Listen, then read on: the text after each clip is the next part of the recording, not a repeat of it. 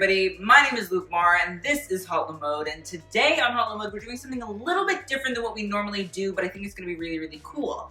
And that is, we're actually going to be reacting to a fashion museum exhibit. So in 2018, the Metropolitan Museum of Art, which houses the Costume Institute, actually housed a fashion exhibit called Heavenly Bodies, Fashion and the Catholic Imagination. Now, you've probably seen my review of the Met Gala and the red carpet from that year, but we actually never got to talk about the actual exhibit.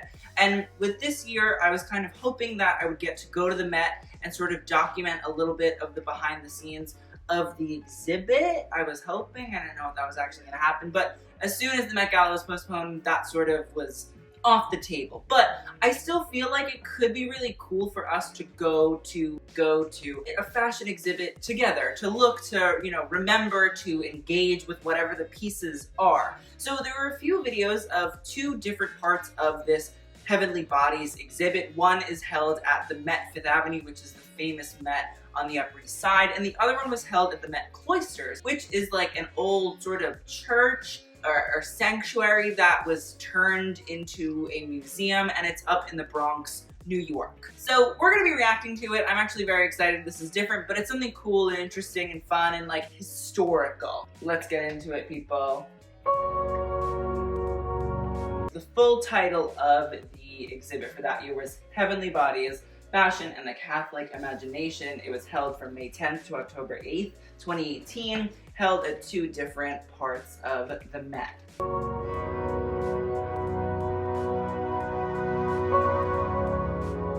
The exhibition is called Heavenly Bodies, Fashion and the Catholic Imagination. If you guys don't know who this is Andrew Bolton, and he is the curator of the Costume Institute. You also might not know that he is the partner or boyfriend or husband of Tom Brown. So he's always wearing an impeccable Tom Brown suit whenever I've seen him. And honestly, that's goals. It's the largest exhibition that the Costume Institute has undertaken. It's in two sites, the Met Fifth Avenue and the Met Cloisters. Also, I just want to say I didn't go to the Met Cloisters because if anybody lives in New York and understands, going on a train for an hour anywhere is really not something anybody wants to do. So I never actually got up to the Met Cloisters, which is disappointing, but I do have to say it's very interesting that this is the largest exhibit. I assume it's the largest exhibit solely because it was held in two different areas. But when I went to the Met Fifth Avenue, which is not what is pictured on screen right now, it wasn't a gigantic exhibit. It was inside of the Costume Institute, which is in the basement of the Met, but also sort of spread out throughout different sort of classical European areas and galleries within the museum. The exhibition is about forging relationships between fashion and specific religious artworks within the Metropolitan Museum of Art.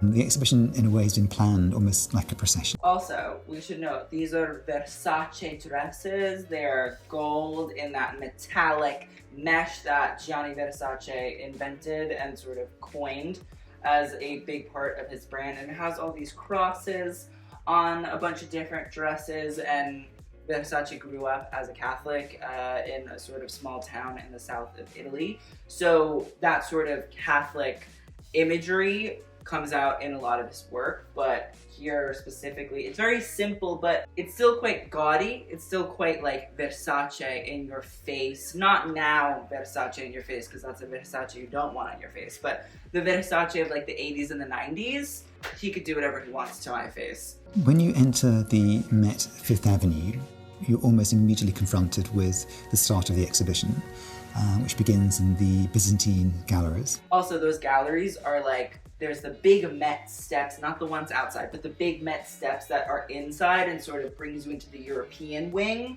And right on the sides of that big staircase were these two sort of sections with the Byzantine and sort of mosaic styles. The Byzantine Galleries focus on designers who've been inspired by sacred spaces, the interior. That's Dolce & Gabbana. Now, normally I'm not a Dolce & Gabbana person. I don't talk about Dolce & Gabbana. I don't acknowledge Dolce & Gabbana, but if there ever was a great Dolce Gabbana collection, this whole Byzantine, that was a moment. It really was. It was hot. It was cute for what it was. Areas of Byzantine churches. We have Gianni Versace's last collection in 1997. Oh, I didn't know this was his last collection, which is a real damn shame. I just have to say, I actually am rereading a Versace book with all of Gianni's work, and he's like writing about how he designs. And in the book, he literally says, like, this is a job, like this takes work, like this is not something that you just sort of happen upon. Inventing new things, coming up with new things, pushing yourself to that next level takes a lot of work. And so that's why I think I have so much respect for Gianni Versace. And like now it's why I'm sort of so upset of what's become of Versace. One of the dresses you see was directly inspired by a crucifix that belongs to the Metropolitan Museum of Art. I didn't know that. Oh, that's very interesting. Okay. Gianni, I feel like, loved a bit of art. You can sort of notice in his Baroque work, but who knew? It's a series of dresses that almost mirror chainmail, reflective of the micro-mosaics within Ravenna Cathedral. They morph from evening gowns into the finale, a wedding dress with a crucifix embroidered onto it. Okay, I'm sorry.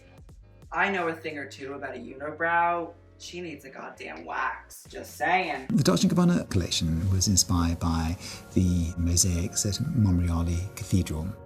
The designers entirely embroidered them in paillettes. So the paillettes have this extraordinary sort of shimmer. Yeah, they are quite spectacular up close when you see them. Although I did think a lot of them actually had like pieces of mosaic on them, like actually like glued or stitched on them. But now when I think about it, that must be a very, very heavy dress. That are intended to reflect the tile work within Byzantine cathedrals. There's a small section, the Byzantine Crypt, which also looks at Versace, who was... Honestly, if you watch the Versace, I believe it's fall/winter 1991 collection video that we did, you'll know her. You'll know these beaded people. Here, obviously, it's, you know, the Virgin Mary and the baby Jesus, but Versace also did this on other things that he found inspiration in. I mean, the Vogue cat suits. You have a lot of cellos and guitars or whatever, fiddles, whatever that instrument is. You even have a lot of plays, like the playbill sort of covers on pieces embroidered and encrusted. So it's definitely a trope of Gianni Versace. Who was inspired by particular icons from Ravenna Cathedral.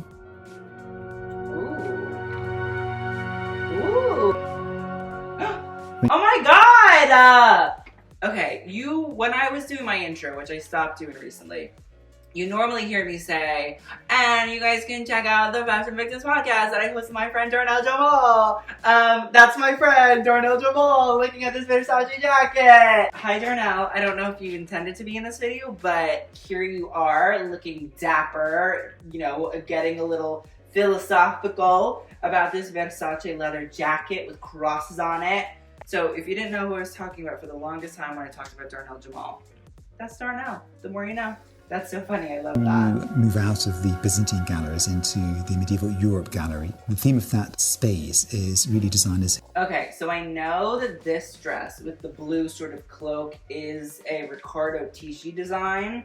And it was designed for like his local church from where he grew up in Italy. And it's just so funny to look at a dress like that and think Riccardo Tisci, because I feel like when you think of Riccardo Tisci, it's very dark and gothic and heavy. And this is so like light and happy and Christian, and the blues and the creams and the gold. So it's just a very different sort of aesthetic and style, and it's interesting to see. Who have created garments for the Madonna. She has this full headpiece on, and I'm jealous because I want to be her. Can I just say, I grew up as a Catholic. I was raised Catholic. I went to Catholic high school. If there's anybody who loves a bit of costume and drama, Catholicism. Every single Catholic loves the drama. They love it. That's why they retell the stories every single week. They're like, oh, Jesus did this dramatic thing this time 3,000 years ago. Like, they love a drama, a procession, a robe, a color. Like, they just love to be way too much. And I feel like this is a perfect example of that. In churches, we have two examples, Yves Saint Laurent and also Riccardo Tisci, who created an extraordinary dress and cape for his local church in Puglia. Medieval Sculpture Hall was inspired by a traditional layout of a church with a nave, a central aisle, and two side aisles. It's separated by a large choir screen, and that choir screen is being used as a divide to separate the earthly hierarchy from the celestial hierarchy. So before you pass through the choir screen, it's focusing on the different forms of dress worn by the clergy, priests, bishops, and the... Okay, wait, I'm sorry. This man is a genius. Andrew Bolton, who's the curator of the Costume Institute, actually is quite brilliant because somehow he convinces the other galleries throughout the museum, because there are a bunch of different galleries. There's the African gallery, there's the Asian gallery, there's the European gallery. They're all different galleries throughout the museum. And he always gets them to let him put the Costume Institute pieces into the gallery, which is kind of amazing because I think of all of the sort of mediums of art, fashion is the one that can sort of take references from just about anywhere and bring it to life and sort of create this real life piece. The other thing that I really, really love is the way that Andrew has sort of divided these two different aspects of Catholicism. There is this more ethereal, sort of almost non-existent magic in Catholicism, whether it be God or the angels or Jesus, the things you've never seen before, the things that you're meant to have faith for, and the way that that's divided from the real life, the real sort of, magistry and sort of etherealness of the robes and clothing of members of the clergy, whether it's the Pope or, cardinals who wear red, hence why they're called cardinals, and priests as well. I mean, the priest one is the black and white, obviously the cardinal is the red, which I believe that red is a Valentino dress. And I mean, like, listen, I would love if my cardinal, when I was growing up, had a deep plunging neckline and showed off his cleavage. That would be hot. I probably would have stayed at church for that. And also you can see that papal sort of look, which is a take on a papal dress, which was done by John Galliano for Dior Haute Couture, and also was the inspiration for Rihanna's look at that year's Met Gala. But it was done by Margiela, because John Galliano left Dior and went to Margiela. The more you know. But also the habits more. I love A Woman Religious, and I love this section. It was like my favorite section of the whole exhibit, because listen, a nun is chic as shit, I just have to say. Unless they were like beating you as a kid, in which case, I'm sorry. But here, I love the way that whoever this is has sort of played with structure, and a lot of designers have sort of looked to nuns as references. Obviously here I know that there's some Tom Brown in there, but I also know Miuccia Prada of Prada has looked at nuns throughout her time for inspiration in terms of uniforms and creating something new of these sort of untouchable pieces within society. In terms of, you wouldn't really wear a nun's robe, just pick it up at the nun robe shop. You kind of have to have somebody design and take inspiration from it and make it more fashion and more wearable for the everyday person who's not a member of the clergy. Oh. It articulates. Okay, wait! I'm sorry. Okay, these ones with the white lines, I know are Tom Brown, and I think that one on the far end with the flyaway, sort of like nun cap, and the little snood is also Tom Brown, and honestly, if that's how all nuns dressed, call me sister, slap my ass. Like, I would be on it. I'd be here, I'd be living. Primarily through color. And that fur. It's a specific kind of fur. I don't know the name of it. I've tried to Google it and I forgot. It's some sort of thing like Oshkrot fur, something like that. Google keeps correcting it to muskrat, and I'm like, honey, she is not muskrat. But it's a beautiful type of shaved fur from Asia. I love it. I'm here for it. And if my nun robes were made out of that, like, you couldn't take me away from Jesus. Call me Whoopi Goldberg. I'm there. That establishes that hierarchy. These are really interesting too. The takes on the nun robes are very, feminized to begin with, but these seem to be all takes on male members of the clergy's garments. So priests and friars and deacons. I think the white one in the back is a deacon sort of look, because I think the deacons wear white. But you can see here these sort of masculine styles, which some might interpret as feminine styles because usually priests wear the long robes and it sometimes can look a little bit frilly. Here it's taking that masculinity that some might interpret as femininity and making the femininity of the masculinity feminine again. I don't know if that makes sense, but that's kind of what's happening, and I kind of love it. If you were to turn around. Also, I wish that my cardinal had a beautiful long white wig like that. Again, I would go to church to see that. There's a balcony in which we have 20 McCardle robes that were created by... Also, I have to say, again, I know I keep pausing. If you ever go to the Met for any of these costume institutes, let me be the cautionary tale here. Make sure you see every part, because I cannot tell you how many exhibits I have not seen fully because I didn't walk around and make sure that I saw everything. Didn't see Savage Beauty when it came out because I just missed it. The China Through the Looking Glass, I only went in the basement, which is where the Costume Institute is. I didn't go around the whole Asian gallery, so I missed out on all the good Dior haute couture in real life.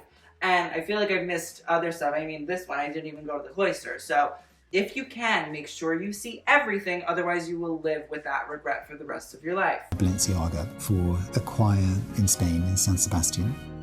The original design was created by Balenciaga in 1945, and he redesigned the dress in the mid-60s, and we have the redesign. The original design was prompted by women who worked in his workrooms, who were also members of the choir.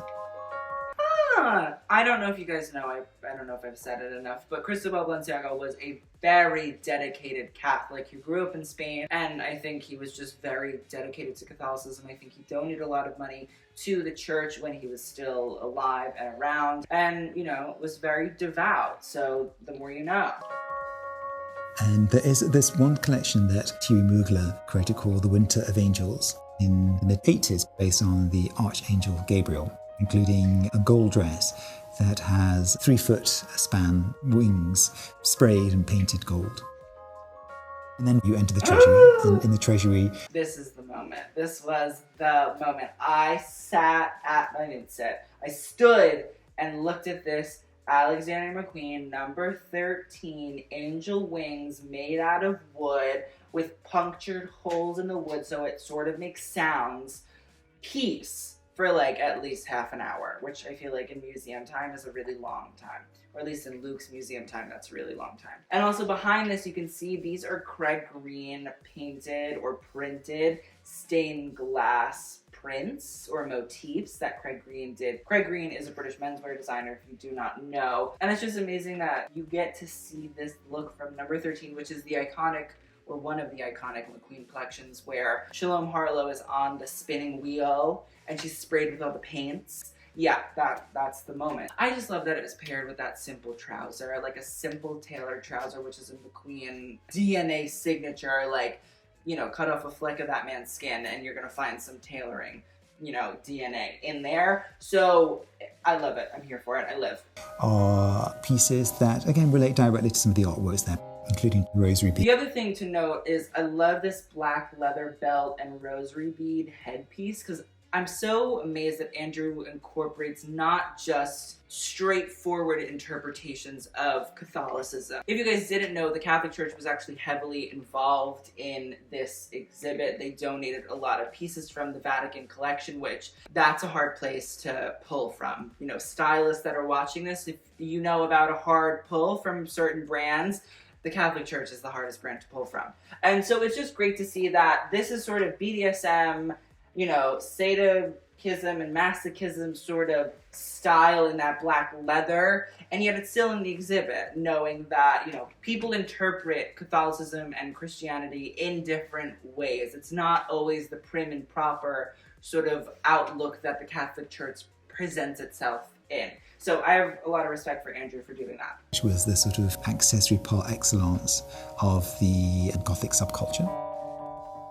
As you walk through the choir screen, you enter the celestial hierarchy with designers who've been inspired by the cult of the Virgin Mary. We have an extraordinary wedding dress by Christian LaCroix, and that was inspired by a processional Madonna. What did I say about the Catholics? Them bitches love a parade, a drama-filled moment. They love it. So, I get it.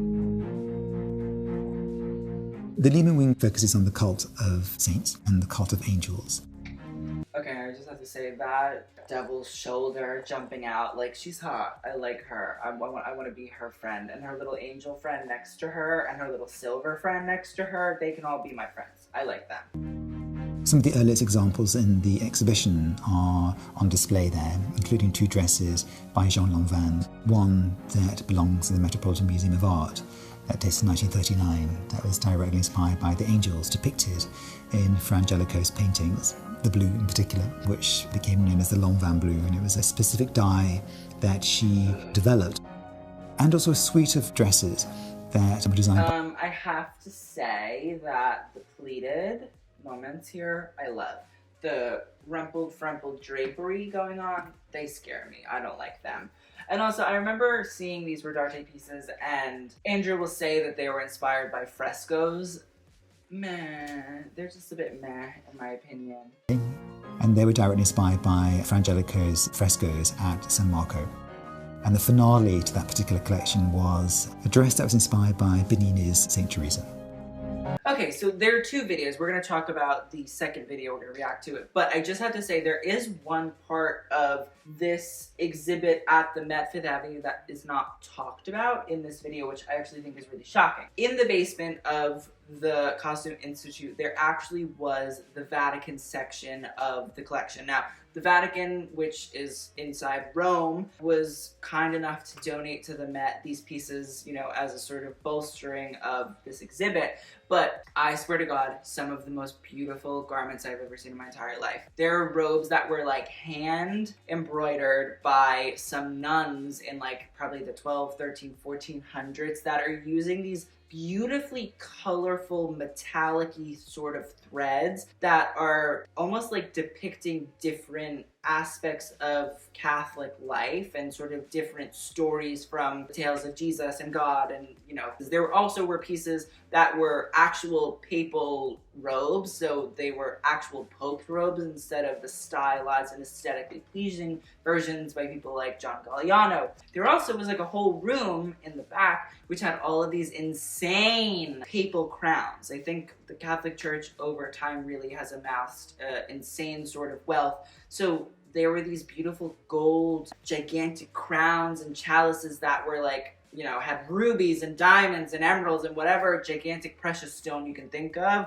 Those things were goddamn jam-packed in there. And honestly, every time I think about Catholics in the most polite way possible, no offense, the girls love a bit of shiny. Like, I think, honestly, a lot of the priests and the popes and the Catholic clergy throughout time were a bit light in their Jesus loafers. Just have to say it. So I actually can't show you any of those images from the Vatican collection, but I just want you to know that it exists. And if you ever get the chance to see the Vatican collection, highly recommended from Haute Mode. A Haute Mode highly recommended moment. Let's get into our Met Cloisters video, part 2, the remix. Look at that wheat lady. I just want to say, again, I haven't been to this exhibit, so I don't know as much about it, so Andrew is going to narrate and navigate us through.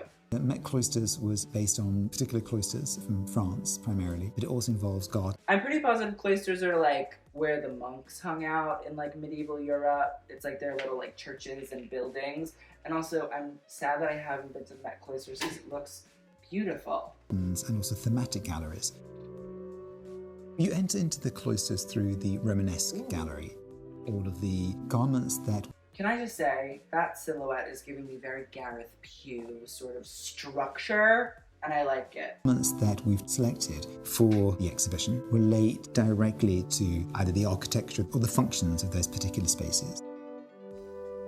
From the Romanesque gallery, you enter the San Guillaume cloister, in which we have 2 examples of Valentino. Oh, okay, see, I feel like I know her. That black velvet cape, she's giving me like Colosseum vibes. I feel like I've seen her before, and I like it. Valentino's Rome-inspired collection, both secular and also sacred architecture of Rome, Colosseum in particular. Okay, see Colosseum, check. There's a cape that is appliqued with a series of black velvet and Romanesque arches, which reflect the Romanesque arches. Can I just say, clock the black velvet and the Colosseum reference. San Guillaume cloister. And then you enter the Fontaine Chapel, where we're focusing on.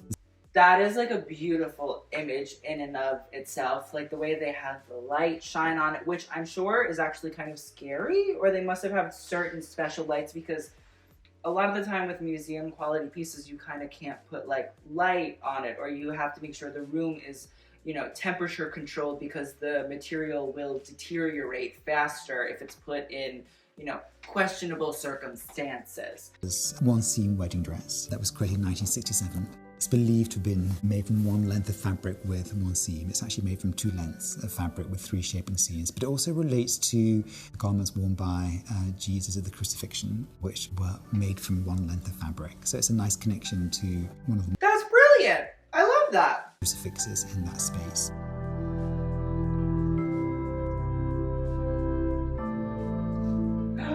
This is a Mark Bowen dress from one of his first collections at Dior. Mark Bowen took over after Yves Saint Laurent was fired, and he sent out this look as a finale look. For a lot of haute couture collections, the finale look is usually a wedding look, and he sent this out, and honestly, like, this is the epitome of the 60s to me. Like, it is so chic and so sexy, and it's like a sheath dress with this beautiful veil that sort of covers all of the hair. Is a high-low veil. I love. It's beautiful, it's stunning, it's wonderful. Chapel, you enter the cloister, which is really, in terms of the layout, the heart and soul of the cloisters. And with this particular space, we're focusing on designers who've been inspired by the various monastic orders, Franciscan, Dominican, Cistercian. Some of the earlier examples are a series of. That's crazy. I love that. And it's so interesting to see that designers have been inspired by so many different aspects of Catholicism. And I think, you know, fashion for the most part within the past probably 80, 90 years has really revolved around Europe in terms of what is deemed the height of fashion. So I guess that inspiration really would be focused in Europe, or at least a lot of curators like Andrew would, you know, try to, you know, focus it in Europe. So it's just very interesting to see that there's so many different ways to be inspired by Catholicism, and it's not just a cross on a dress or the Sistine Chapel printed on a gown. Dress is designed by Claire McCardle. That was called the monastic dress, which is basically a dress that was tied at the waist.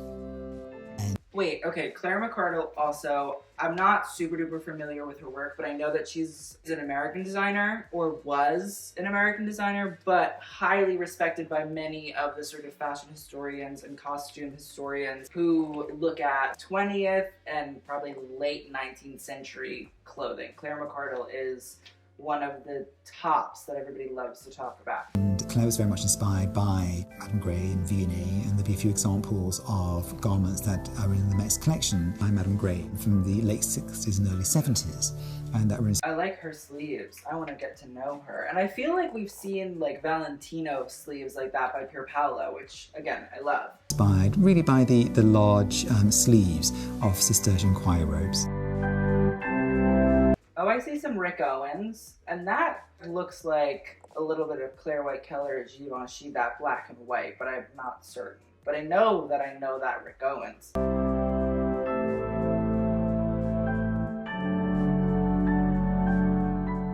From the cloister, you go into the early Gothic hall, which is focusing on designers who've been inspired by stained glass.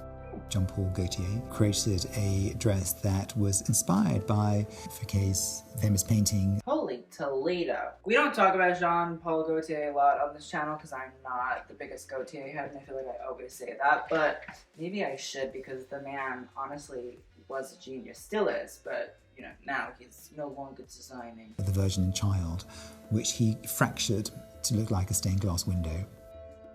From the early Gothic hall, you go down the stairs into the Gothic chapel, in which we have garments that are primarily inspired by the British Gothic subculture of the 1980s.